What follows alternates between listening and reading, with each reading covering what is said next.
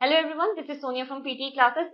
आज हम बात करेंगे रिपीट सेंटेंसेस पे, क्योंकि बहुत सारे क्वेश्चंस आते हैं स्पीकिंग सेक्शन के रिलेटेड। बट मेनली जो क्वेश्चन आता है हमारे पास वो रिपीट सेंटेंसेस के हवाले से आता है कि मैम इसको किस तरीके से प्रैक्टिस करें, क्या इसका मार्किंग क्राइटेरिया होता है, कोई टिप्स और स्ट्रेटेजीज बता दें। तो आज हम उस पर सब बात करेंगे और मैं आपको बहुत मजे की टिप्स एंड टेक्निक्स दूंगी, किस तरीके से प्रिपेयर करना है और क्या क्या स्ट्रेटेजीज होनी चाहिए to note down your repeat sentences in your notebook. तो आज उस पर बात करते हैं। तो सबसे पहले चलते हैं टास्क डिस्क्रिप्शन की तरफ। जो रिपीट सेंटेंसेस की टास्क डिस्क्रिप्शन है वो ये है कि आपके पास एक सेंटेंस होगा जो कि आपके हेडफोन में आपको सुनाई देगा और वो ही आपको उसी तरीके से रिपीट करना है। तो इसके लिए आपको मार्क्स मिलते हैं लिसनिंग सेक्शन में एंड स्पीकिंग सेक्शन में एज वेल।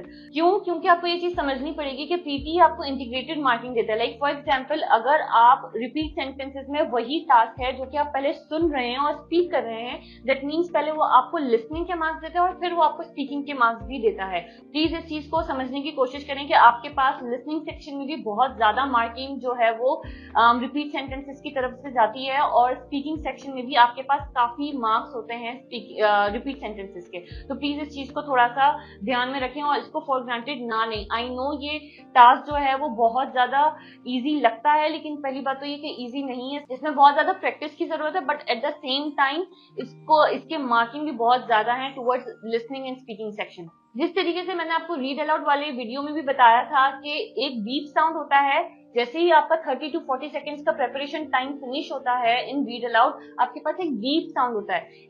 इसी तरीके से रिपीट सेंटेंसेस में नहीं होता है। अगर आपने मेरी रीड अलाउड वाली वीडियो नहीं देखी है तो मैं लिंक देती हूँ, आप प्लीज वहां पे जाके मेरी रीड अलाउड वाली वीडियो भी देखिए। लेकिन अब आते हैं रिपीट सेंटेंसेस पे। रिपीट सेंटेंसेस में कोई भी बीप साउंड नहीं होता है। आपको क्या करना होता है कि जैसे ही आपका ऑडियो फिनिश होता है, आपने फौरन ही स्पीक करना है, आपने अपनी रिकॉर्डिंग फौरन ही स्टार्ट करनी है, क्योंकि यहाँ पे बीप साउंड पहली बात तो नहीं होता है। दूसरी चीज ये कि जैसे ही आपका first blue bar on screen आता है, then only you need to start speaking.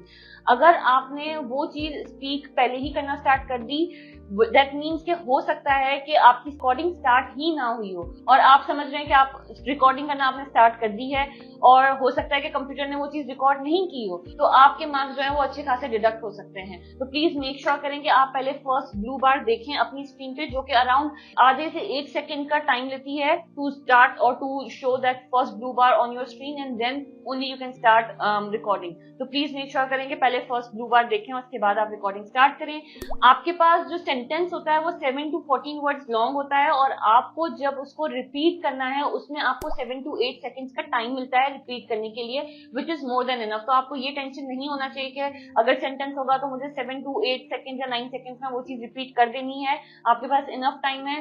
Please इसको थोड़ा सा जो है ना वो सुकून से आपने रिपीट करना है, बहुत जल्दबाजी में रिपीट नहीं करना है, क्योंकि फ्लुएंसी और प्रोनाउंसिएशन वरना आपकी अफेक्ट हो सकती है, उसके मार्क्स अफेक्ट हो सकते हैं। आपने जैसे ही रिकॉर्डिंग कर ली है रिपीट सेंटेंसेस की, प्लीज मेक श्योर करें कि अपना नेक्स्ट का बटन क्लिक करें। क्यों?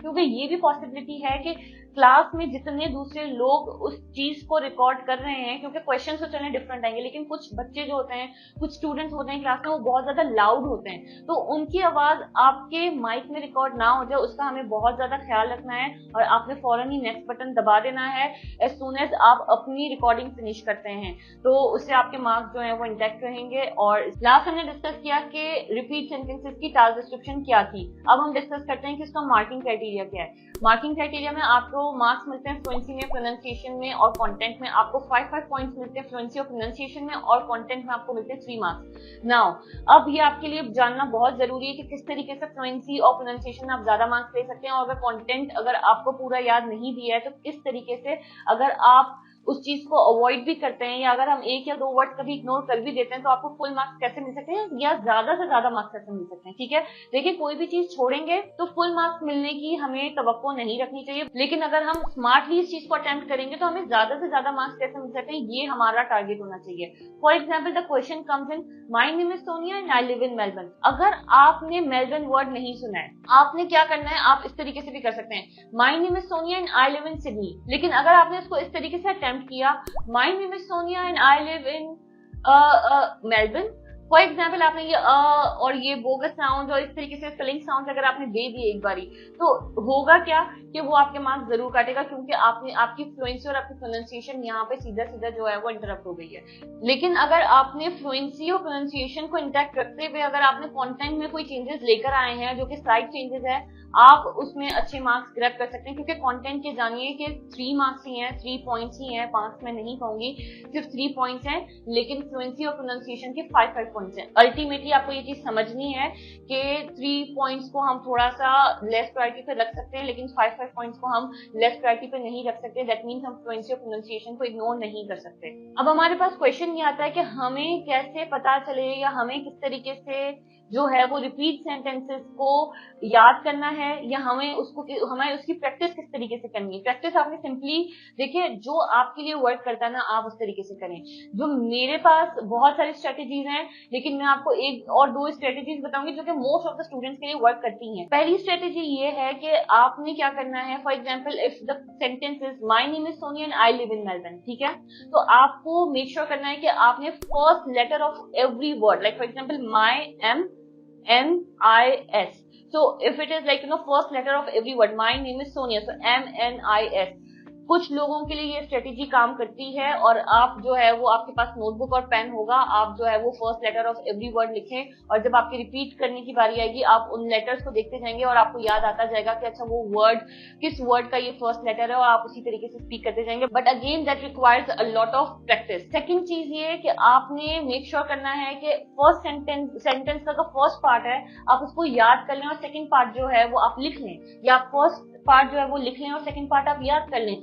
इस तरीके की स्ट्रेटेजीज यूजुअली स्टूडेंट्स के लिए वर्क करती हैं। दैट वाज समथिंग, अगर टू बी ऑनेस्ट मैं बताऊं, मेरे लिए ये वाली स्ट्रेटेजी अपने खुद के एग्जाम में मैंने यूज की थी, एंड दैट वर्क वंडर्स। हर किसी के लिए लेटर्स वाली वर्क नहीं करती, और हर किसी के लिए ये स्ट्रेटेजी भी वर्क नहीं करती है। जो भी स्ट्रेटेजी आपके लिए काम करती है आप उसी तरीके से प्रैक्टिस करें and get good marks in your repeat sentences. अगर आपके पास कोई भी क्वेश्चन है in regards to repeat sentences, please मुझे कॉमेंट में लिखें, और हमारे चैनल को सब्सक्राइब करें ताकि हम इस तरीके का ज्यादा से ज्यादा कंटेंट आपके लिए बना सकें। Until then, bye.